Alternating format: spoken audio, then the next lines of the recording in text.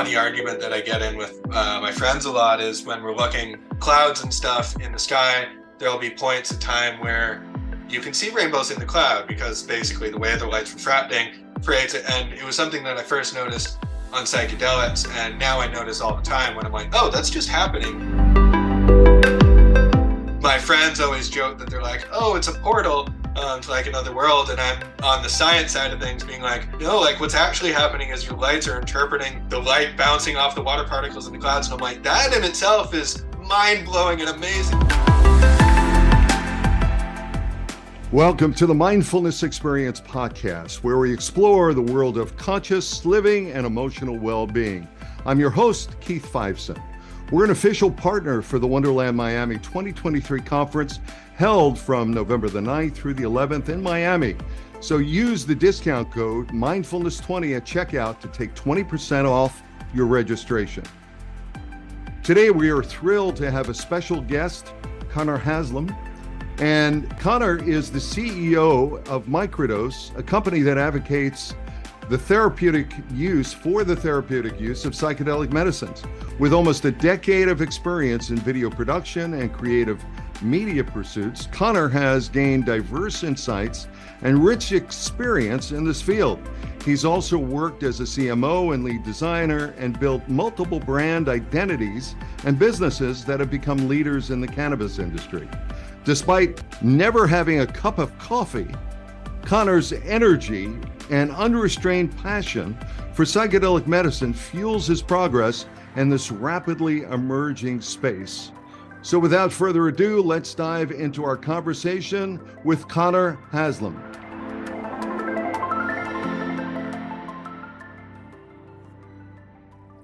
Hey, Connor. Hey, all right. How you doing, man? Good. How are you? I'm thrilled and honored to have you here with me. And is it true that you've never had a cup of coffee? I have never had a cup of coffee. I actually found out through one of those DNA things that basically I have a genetic mutation that even if I did drink coffee, my body apparently doesn't absorb the caffeine fast enough. So it doesn't matter if I did. It doesn't apparently affect me. Wow. Well, you know, I just kicked coffee a couple of weeks ago, and I find my vibe is is a lot more calm. It's a lot calm. I'm going to be honest. I agree, but I also just turned 30 and I'm realizing how much I think my body's going to need coffee within the next year or two. I'm just like, oh, everything's downhill from here on out. Cool. Life is great. That's wonderful. So you've been on this incredible journey. I'm thrilled to be affiliated with Microdose. I've written for your platform. I've been at the Wonderland conference last year. It was amazing. It's like almost 3,000 people, I think, were there. And this year, I'm really hoping that, like it busts over 5,000. I mean, why not, right? So fingers crossed. I mean, great stuff. And tell me a little bit about your journey so far. How did you become interested in the therapeutic use of psychedelics? And, like what brought you here to a point where, you're running these massive conferences, you have incredible, speakers, incredible sponsors, and I mean, it's just an amazing event. And I'm just floored over the fact that you've kind of made this thing happen. And, very excited. So what's your journey like? What's it been like? Yeah, I mean, my journey probably started back at the age of 14, not on the psychedelic drugs perspective, but from the athletic perspective. I grew up an elite athlete, played pretty much every sport I could get my hands on. And from the ages of 14 to 17, suffered between 13 to 14 major concussions. I actually have a crack down the first few inches of my forehead. Where basically suffered a lot of mental health issues from 17 to 21 after basically suffering all those concussions. It got to a point where I even couldn't jog for 6 months without having to throw up or without getting dizzy, nauseous, essentially. So it had a major impact on my life. And over the next 4 years after that, I went to university and it just kind of got worse and worse. I would wake up being sad and not knowing why I'm sad, angry and not knowing why I'm angry. I would not sometimes be able to remember Monday on a Wednesday.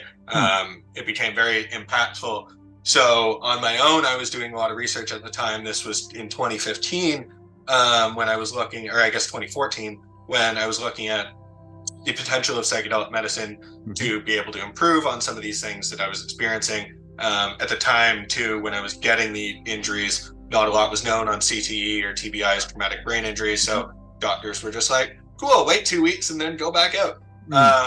Go back out into the field.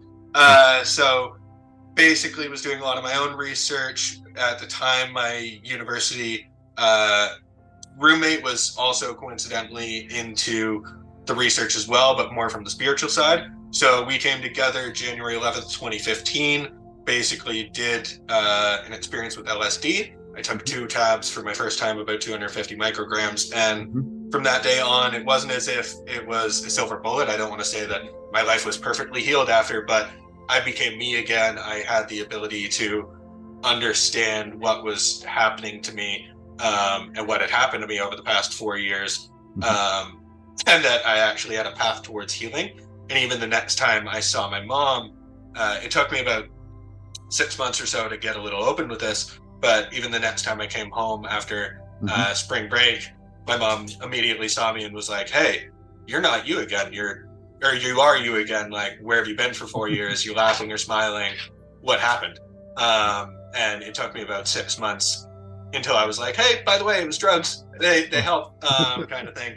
So after a while, I started advocating for it, started telling my family and my close friends that this is actually how I got better. And pretty much everyone around me was receptive, which was, I guess, very positive. Even at the time, I was doing a lot of writing on Medium, but I was doing it under a pseudonym because I was afraid of losing my job. And there were a lot of stories of like how LSD saved my life. Some of them still might actually be out there. I'm not saying what pseudonym it was, but they still might be out there. But yeah, basically after getting kind of the warm reception around my neighborhood and my family of, oh, okay, these things might be able to help, I basically stayed on that advocacy mission over the next kind of 7 years or so, or I guess 5 years, before starting Microdose, basically where I was doing a lot of this in my personal mission and my personal life in terms of kind of undergroundly showing people the potential of therapeutics of psychedelic medicine.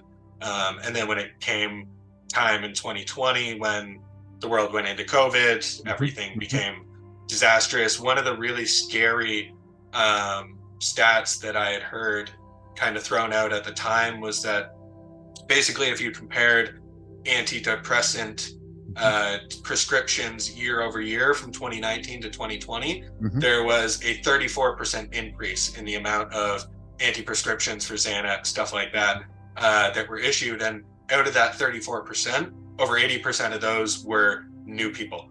And I'm like, okay, this is scary. We're entering a time where mental health is more important than ever. So that combined with the loss of community, and kind of we started out as doing virtual events just to kind of give people that sense of community that they lost during COVID. So seeing all that kind of take place, it really just all gave birth to Microdose. And when the time came where we could do our first in-person event, we went for it with Wonderland 2021, and we haven't looked back since. Amazing, absolutely amazing. And you know, I would totally agree with you. LSD changed my life. You know, I mean, and for me, it helped to reboot, reset, reframe. You know, and also I think there's that neurogenesis, that ability to really look at, you know, creating new neural pathways and to really look at the world a lot differently.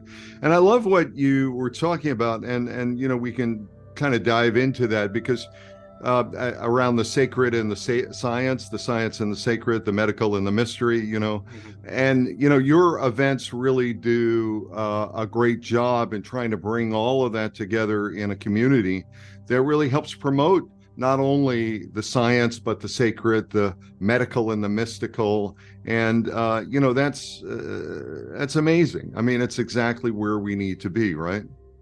Yeah, 100%. And that's really what we try to, and that's what we're trying to even influence even more this year compared to what we've done last year. We've actually built out a lot of different elements in order to kind of incentivize people, encouraging participation in the events that are happening around. We've actually created this entire, basically a scavenger hunt, almost more of an experience hunt, really, where we're kind of guiding people. We've created the riddle based on the fundamental question out of Alice in Wonderland, which is solving the most important riddle of all, who am I? So we've kind of taken that concept and expanded it into an entire experience that's going to take place over the course of 3 days, that people will basically kind of be taking part in this experience hunt riddle that we've designed that ideally is going to drive them towards areas of connection between the mind, the body, and the spirit kind of things. Ideally, they're able to go take part in yoga sessions, take part in mindfulness sessions, take part in breath work, and walk away with something that not only is going to help the game go forward, but ideally let people walk away with a different sense of self after the event.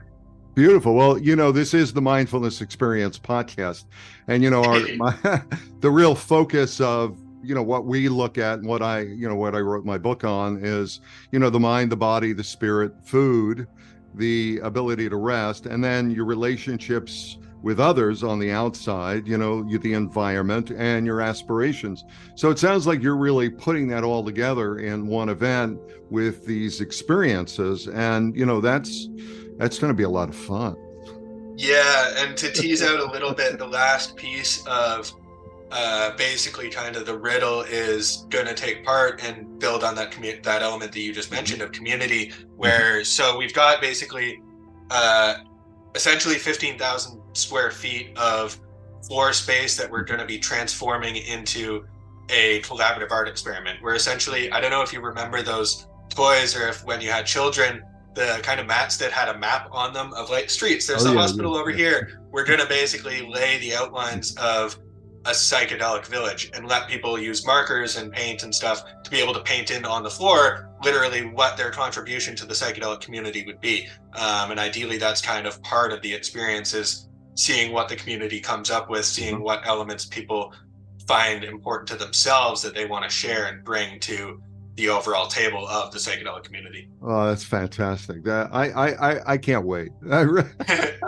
Thank you. It's good. It's going to be great. So let me ask you, you've sort of planted the seed, you took care of, I call it, you seed, you weed, you grow, and you flower, if you will. And you're at that point right now where you're in your third event, and you've got a great platform. You've just done some incredible things, and you're dealing with a lot of people who are in the industry. From your perception of the psychedelic medicine community, the entheogens, plant medicine, psychedelic medicine, MDMA, and so on and so forth, how do you see it changing society over the next few years, given the kind of trajectory that we're at, and your view?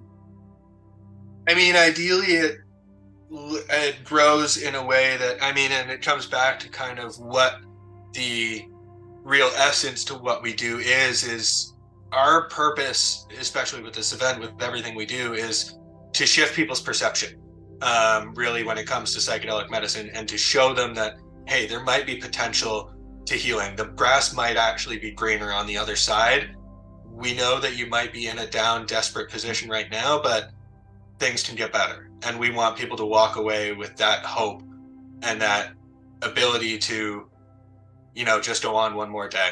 If things are really bad, just give it one more day, just give it one more day, just give it one more day, and eventually things will get better, kind of thing. So in reality, that is, even from our business perspective of, I don't care what it comes down to, as long as we can affect and show as many people on the planet that psychedelics may have the potential to help. Not saying they do, not saying they're made for every person, that they might be right for some people. As long as we can show as many people that potential, then my job done. My job here is done. So you're lifting up and providing the platform for that discussion and for that change to happen. And yet at the same point, I know, moving towards integrating psychedelic medicine into society, and into healthcare, while it's gaining momentum, there are some potentially key challenges that we need to be dealing with, not only from a FDA viewpoint, but from a legalization viewpoint, and so on and so forth. What are your views in terms of, dealing with those key challenges, and what needs to happen in order to, overcome them to make this all a reality in your view? 100%. So I may have a very pointed perspective from the Canadian side of things, just because I recently moved to New York. I'm 6 months in, so I'm still a transplant. But from the Canadian side of things, it's going a little bit differently. And the thing that scares me isn't necessarily related to the health side of things, but actually the city and the police side of things, where I don't know if you're familiar, but in Toronto, there's a plethora of mushroom dispensaries popping up, similar to what happened 7 to 9 years ago with cannabis, where the gray market's popping up. The stores are not necessarily regulated, not necessarily kind of like taken care of and shut down. They're existing in this kind of zone. And I think that there is much more potential danger to allow this gray zone to exist longer than it has to. Because when I went into the store, and I kind of did this as my own research, I'm like, okay, I want to understand the experience, go into one of these stores, know what it's like. And I went into one of them, I'm not going to name names, but it was a very poor experience, and it reminded me exactly like the cannabis days back probably 9 to 11 years ago. And essentially I walk in, it's two kind of 20-year-old kids. Neither of them are really trained. I was hoping to neither of them are doctors. I asked them questions, very simple questions with no real answers. The protocols on these stores, at least from a packaging perspective, are completely out of the loop. Probably 80% of the packages and products on the actual shelves didn't have proper disclosure. They didn't have names. They didn't have, even in some cases, the amount of ingredients in what was in it, i.e. This actually contains 4.5 grams of psilocybin. Didn't say whether or not that was active ingredient or mushroom. The level of information on the packaging was completely just pretty much non-existent. The level of due diligence when it came to walking in the store, they're like, hey, fill out this iPad, fill out the form. I walked over to the iPad, I touched it, I think once, I never filled it out. They didn't check with me, they didn't verify if anybody filled it out. And there was actually somebody in front of me in line that was an elderly woman, not elderly, but probably in her 60s, very right out of the gate, clear that she'd never done it. She even had said, I've never done this before, what should I be doing as a first timer? And the person walking behind the counter was like, oh, you should probably take 3.5 grams all at once. And I'm sitting there, I'm like, wow, this is probably the worst advice I've ever heard given. And this is from a store that's selling the stuff right now. So the issue that exists in Toronto is that encounter is a lot more dangerous than when somebody may have walked into a cannabis store 7 years ago and bought an ounce of weed. They could buy an ounce of weed, but they can't smoke an ounce. They can't possibly smoke an ounce. They're going to smoke maybe 2 joints and then get tired.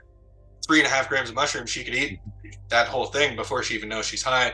And the dangers behind a senior woman potentially having a really bad trip with no education beforehand is a lot more dangerous than smoking a joint. So from the user perspective, I see the dangers inherently, but the city and the police department are kind of at odds right now. So in Toronto, at least the last time I kind of heard about it before I moved, they were kind of in this quagmire state where the police wanted to raid the stores and they wanted the city's enforcement and basically support of, hey, these stores shouldn't be around, they should be taken off the market.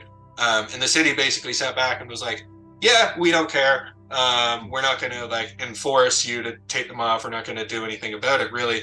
And to me, I see where they're coming from by making that decision. When it came to cannabis, they didn't really do anything, but they're not seeing the inherent dangers that comes with psychedelics that just aren't there with cannabis. It's inherently a much different drug. So the fact that they're sitting back, yes, I support, and it's really conflicted because yes, I agree that they are that they're in support of the stores, which I am in my heart in support of too, but the fact that they're not stepping in to regulate it, not stepping in to make sure that these stores are coming to market in a fundamentally safe and ethical way is the real issue that I'm kind of seeing. So I think the cities kind of need to inherently, if they're going to let it exist, they need to come in and step in and make rules about it, or else the potential dangers behind something going wrong with mushrooms and psychedelics is 10 times higher than cannabis, unfortunately. Yeah. I mean, really unbelievable when you start thinking about it, and my fear is very much the same, having lived through,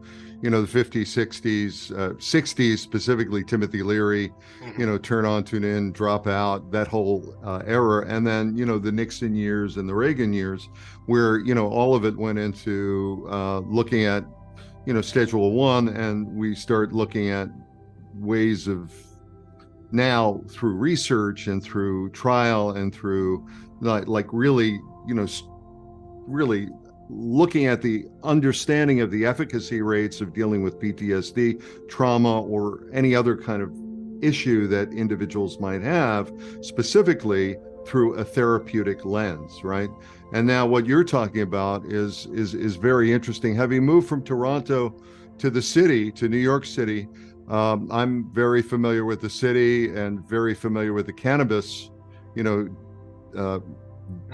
problem we have there. I mean, it's somewhat of a issue, right? I mean, walk around the street, you can't walk anywhere without smelling cannabis in the air, and there were so many unregulated stores. There's like 20 licensed stores through the state, but then you've got like 150 stores that, if not more, that are unlicensed, that are just out there just selling this stuff. So they're selling mushrooms too. I've been offered multiple, I don't know if it's they spot their customer, but a lot of those unregulated stores also carry other things that they're selling. And I'm like, okay, New York has its own problem in itself, definitely, that is kind of a little bit different. But yeah, I'm seeing similar things, honestly, in the New York market as well. Yeah, and it's concerning because at some particular point in time, that 60-year-old woman, whoever it is, that individual that really has some cardiac issues or has some other issues, predetermined issues, goes in and thinks that they're okay, and they say, okay, yeah, here you go. There's no problem. Go ahead and do it. 3.5 grams, go for it. Yeah. Yeah. So the fact that there's no, that's where the city kind of has to step in and go, okay, if you're going to be opening these stores, make sure that there are safety recommendations, make sure a doctor's working there, or at least there at all times to answer any educated questions. There are very simple things that can be done ahead of time proactively that could very easily stop something extremely detrimental to setting the entire movement back 5 years. Because say an elderly woman takes that and walks in front of a bus, that's going to inherently set the entire industry back way longer than any of us want. So if the city can do anything from their end to help stop that happening, I think it's an overall better thing for everybody involved. Yeah, absolutely. So let me ask you, from a development viewpoint, the regulated, dysregulated aspect of, or unregulated aspect of whether or not it's cannabis or psychedelics. I mean, they're both very different, and certainly from a more recreational view. But I got in a discussion with some folks recently about cannabis, and again, the same kind of conversation. There's such a medicinal benefit to cannabis that individuals aren't really recognizing, and they're using too much of it in a lot of cases to go ahead and deal with a lot of the issues that they might have. So they do become, dysregulated.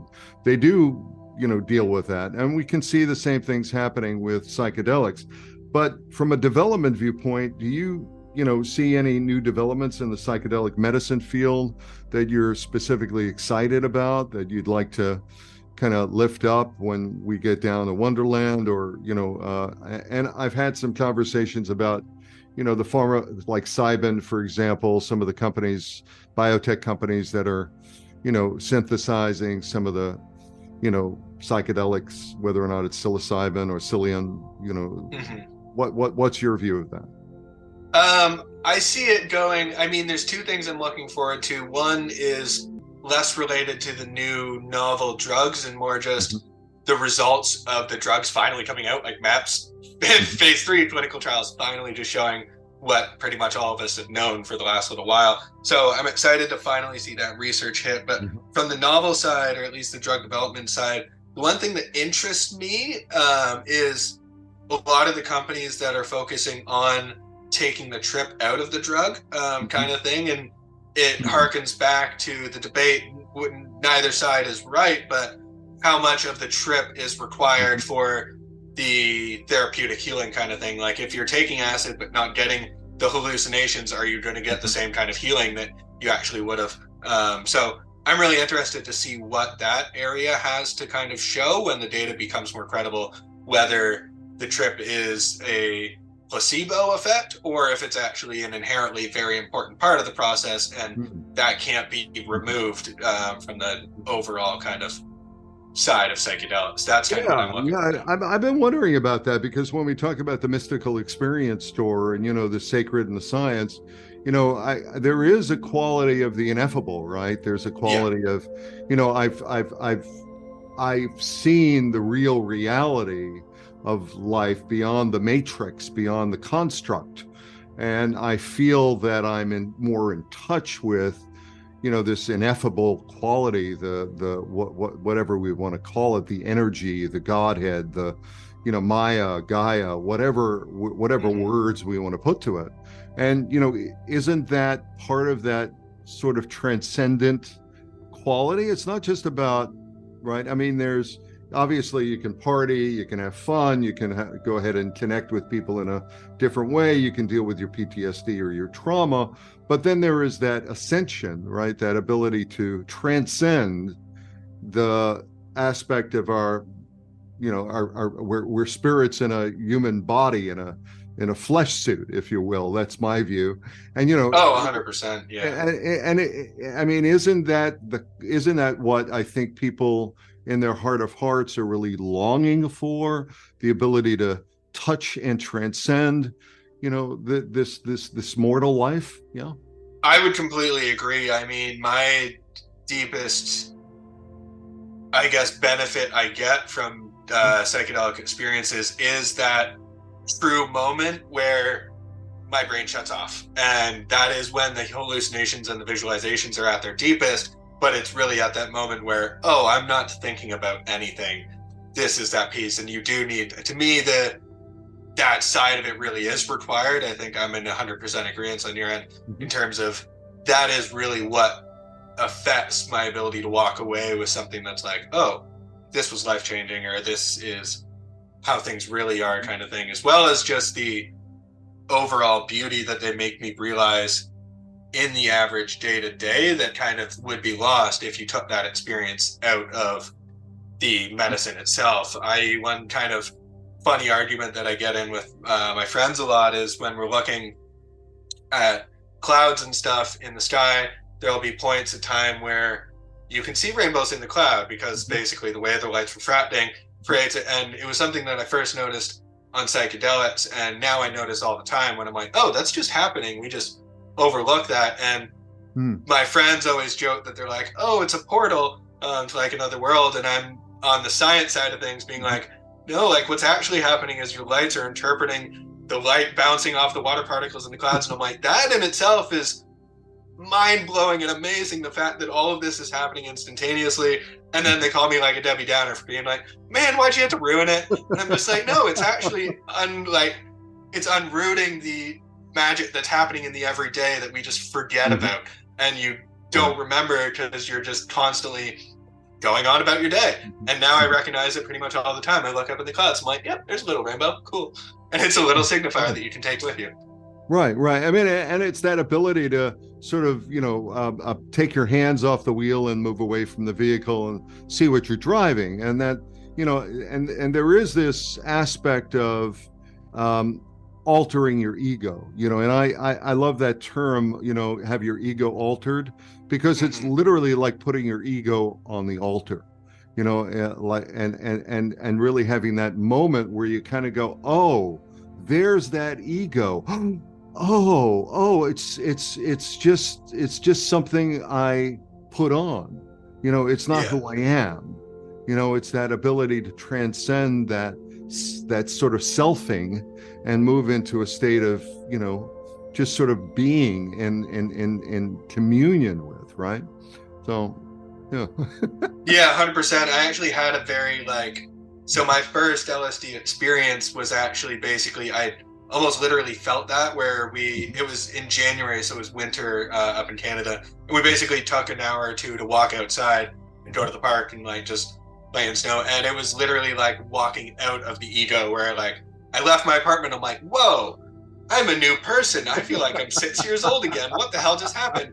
And then as I walked in my door, it was like I walked back into my skin. I'm like, whoa, and I'm me again. I'm the university 21-year-old or whatever it is, kind of thing. So yeah, that like separation of ego and literally having it as cool. It is this over here. I'm gonna go for a walk and like leave it here for 2 hours. That was a great experience. Right. Yeah. And you come back and you feel like, okay, I'm okay. I'm okay with where I am and what's going on. And, life is such a privilege, it's a real benefit if you're able to go ahead and not only be in your skin, but you're able to be mindful about your life and about, where you've been and where you're potentially going, but more importantly, where you are. That's where the true potential is.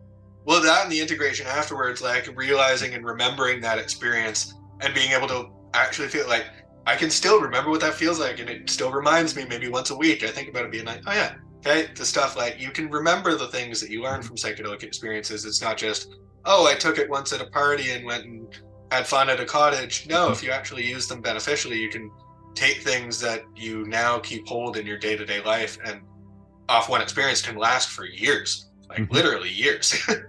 And I like the fact that you talked about integration. I just went through the IPI MAPS program and, certified trained as a psychedelic assisted therapy provider. So from my view, having the intention, having that, ability to kind of, just kind of collect yourself, have your right mindset, if you will, the right setting, and then of course the integration. And there's so many things that are happening today that are experiences, but they sort of leave individuals raw, with that experience and craving to how to integrate it or how to be, thinking that the medicine is the journey rather than, the medicine helping to shine the light on the dark, which then helps you to move forward with whatever your journey might be, and that to me is very important. Well, I think it's actually kind of bringing it all back to Wonderland as well, too. That's actually something we're focusing on in terms of adding to the experience this time around, is we're actually going to be hosting integration circles during the event, and ideally for a number of different groups, i.e. BIPOC circles, Jewish circles, basically so you can connect with other community members of yourselves. Because one thing that we've walked away with and that we've heard in feedback is like people go to a conference and then the day ends and they're like, I have so much to process. What just happened? And we're like, okay, people could really use like an hour during the day to like sit down and just process all of the things that are going on during the actual event. So yeah, that's something that we're literally trying to kind of take from the psychedelic experience and show you how you can integrate it into a normal daily life of a business conference, like actually kind of work that in. Oh, that's great. Yeah. And it was one of the takeaways I had, and I wrote an article on microdose about, the last conference. It was just one of the takeaways I had was the ability to really have that sense of community, where you had this confluence of people from all different tribes coming together, really looking at ways of connecting and having the platform, you creating that platform. The event was spectacular at the Ice Palace, and people got together, and there was really no hassle with anything. So I'm excited over the fact that you're creating these experiences, these really opportunities for people to exchange and to feel like they're part of that community and lifting that up. I mean, what a honor and what a opportunity it is to be a part of a community, right? Well, we're actually taking it a step further, and one thing we noticed after last year's event in the first year or two is that we want to open the community up from a voice perspective as well, or open up our stage from a voice perspective as well. So we're actually going to be hosting a few, we're still figuring out exactly when they're going to be happening in the schedule, but a few almost open mic hours where, think of it as like karaoke sign up. You can come, basically put your name on a list being like, hey, I'm Jane Doe. I want to speak to the audience for 5 minutes about psychedelic assisted therapy, blah, blah, blah, blah, blah, whatever it is. And essentially open up almost a town hall open mic hour to let members of the community literally have some stage presence and be able to share their opinion, share their voice, share what matters to them and what's important to them with the people around them. Obviously, there's going to be some sort of due diligence, so we're not like, oh, somebody can't get up there and talk about climate change. We're going to make sure nothing like that is happening. But like, yeah, we want to open it up to town hall, open mic perspective. Let literally anybody who has something that they feel they have to say, give them the ability to say. That's great. So it's going to be more experiential, more inclusive, and there's going to be an opportunity for everyone, whether or not you're on the science or the sacred, the mystical or the medical. You're going to be able to come together and you're going to be able to process, obviously whatever you're looking for, you'll be able to find someone or something there to go ahead and connect with. 100%. Yeah, that's our goal. That's really great. Let me ask you, given the growth and the interest of, the medicine, and, in the communities itself, what kind of role do practitioners play in your view?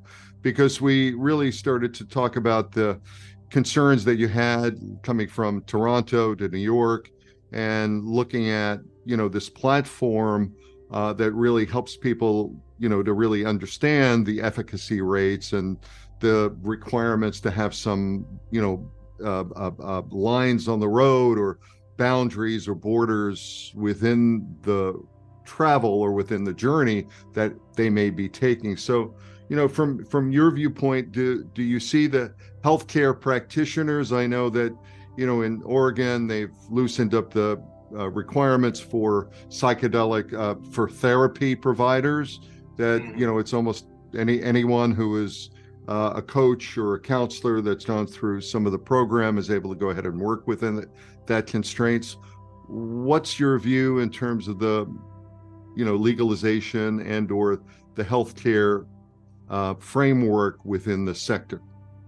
Yeah, I mean, I almost make it akin to similar to how, like, if you look at schooling, if you don't take care of your teachers, you're going to have dumb students. And if you don't take care of your practitioners, you're going to have people who aren't getting the best out of the medicine or the most out of the medicine that they could possibly be getting. So I think when it comes to the actual focus on them, I think it's incredibly important to focus on that aspect of it, as well as making sure, like you were saying, there are at least a few kind of steps in place. And it's not just, oh, Joe Schmo can take a 2-hour course and become a psychedelic guide. That's probably not the best way to approach it. It should probably be like, okay, you have to have some sort of medical history, some sort of at least degree, an element. I think there should definitely be some kind of protocol there. But yeah, I think they should be kind of taken care of first, focused to really make sure that there are enough people who understand how to give how to give this medicine to people, or else you're just going to have people out there taking medicine and no idea how to really benefit from it, which isn't the best situation I see. So we've seen Australia, legalize psychedelics. We've seen California recently do that, Oregon do it, Colorado, Denver specifically. From your viewpoint, and obviously the difference in terms of legalizing or decriminalizing, in a lot of cases, do you think that this is a movement that will continue? And, do you have any sense as to how it might show itself up on a state-by-state basis, on a federal level? What's your view?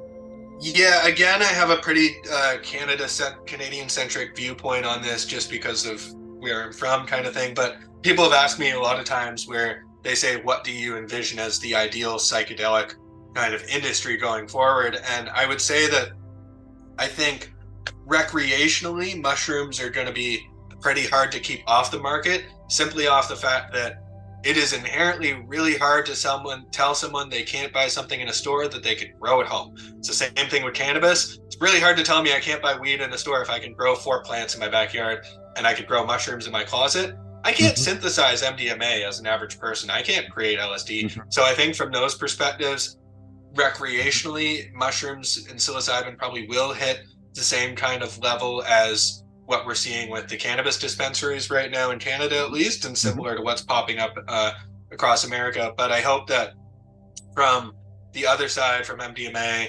LSD, basically anything kind of on that end of it, I feel as almost there should at least be some sort of gatekeeper in the process of getting it, i.e. I at least have to go in and talk to my general practitioner, or like you said, somebody who's trained in psychedelic medicine and basically get a prescription for LSD that I could go home, I could choose to either take it in a therapist's office, or if I've at least been able to prove, and this is where some people have almost talked about like a psychedelic driver's license, where it's like, hey, I've done my 10 bungee jumps, I can fly by myself now, kind of thing. Whether or not that will ever get there, but I think we will need some sort of mechanism in place for people who want to take these experiences, i.e. I want to go to a doctor, get LSD and take it home and walk through the woods by myself. I definitely think there's an area where we have to cater to those people, because not everyone's going to want to take it in a medical office or a therapist's office.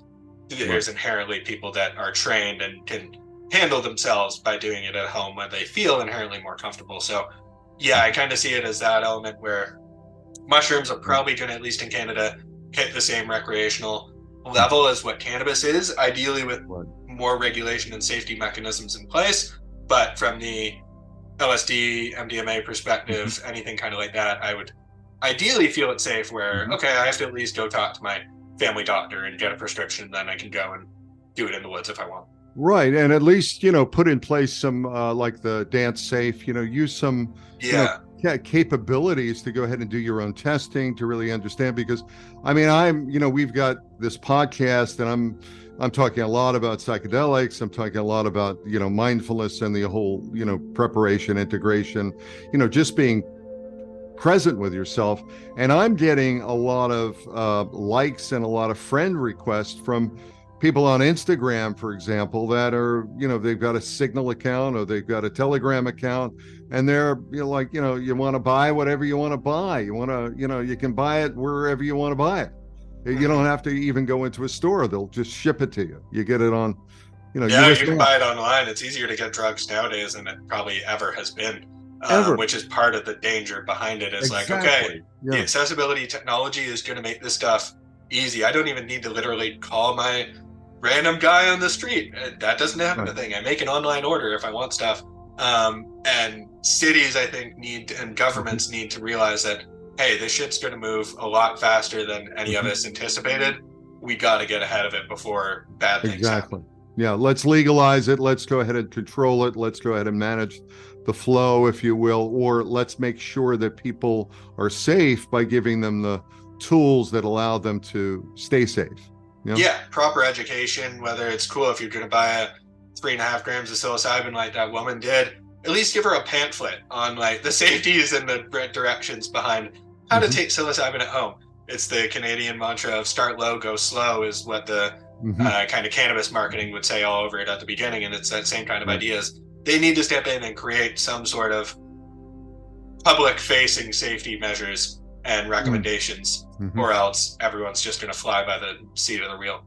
Totally. So I'm thrilled to hear and continue this conversation. But I'm wondering, what are some of the next steps for Microdose, for Wonderland, and what do you think the future holds for the use of psychedelic medicine? I know we've talked about that before in terms of where the future might go, but let's talk about it in terms of where Microdose might go and where these events are going, and what do you see ahead? Because you've got a great platform.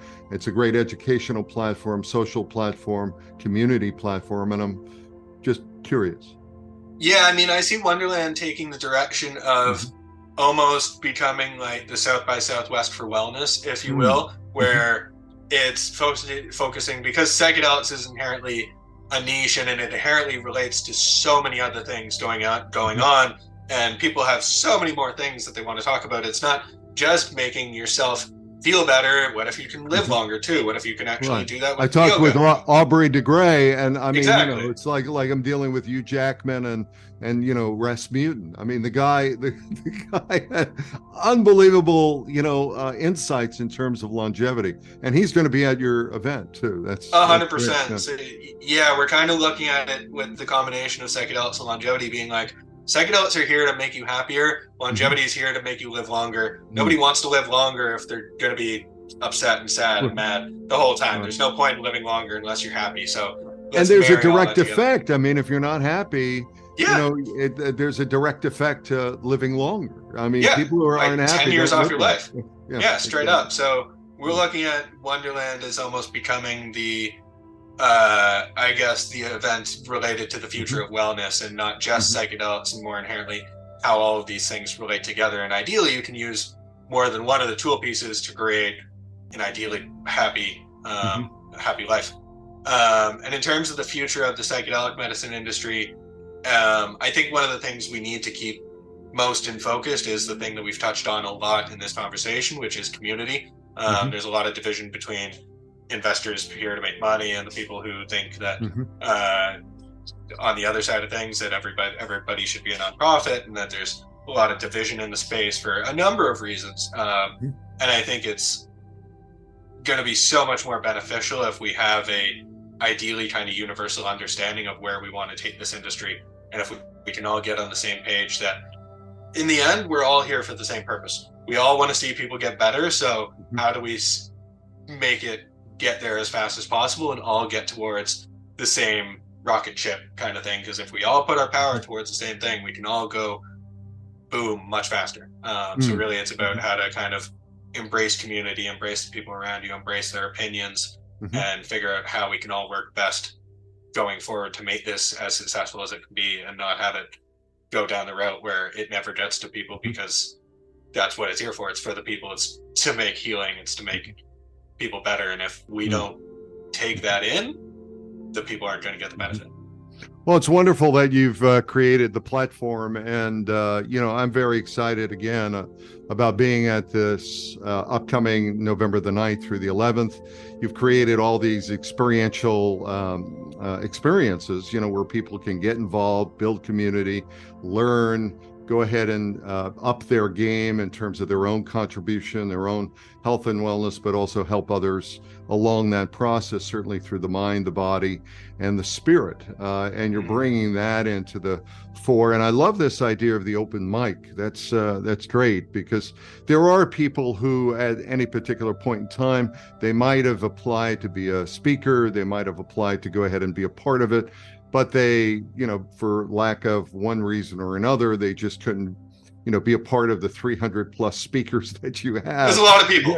We get thousands of applications. Lots of people. So you're creating that space for them to go ahead and come forward and talk about what they're doing and how they can hopefully impact others and, really help others to maybe impact them in some way, because it's not just about, what I can do for you. As I was saying to a former guest, the three biggest words you can ever have in your life is "I need help," and isn't that powerful?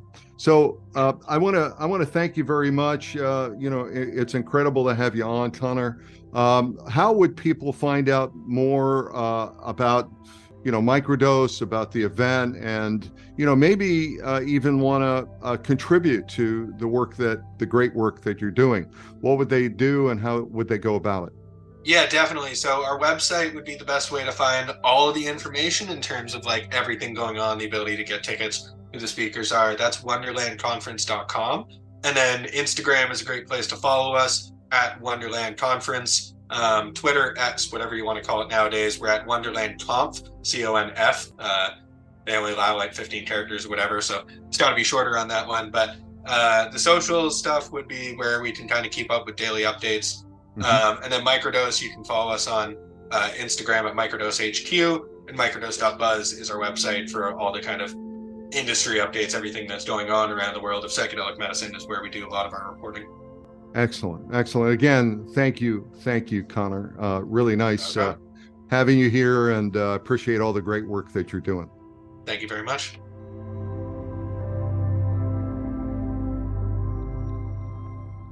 There you have it, folks. Our conversation with the insightful and passionate Connor Haslem.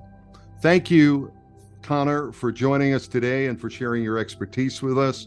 We hope that our listeners have gained valuable insights into the therapeutic use of psychedelic medicine and will take advantage of the discount code that we provided. That's for the Miami Wonderland 2023 conference. That's Mindfulness 20. To our listeners, stay tuned for more upcoming episodes on the Mindfulness Experience, where we continue to explore the world of conscious living and emotional well-being.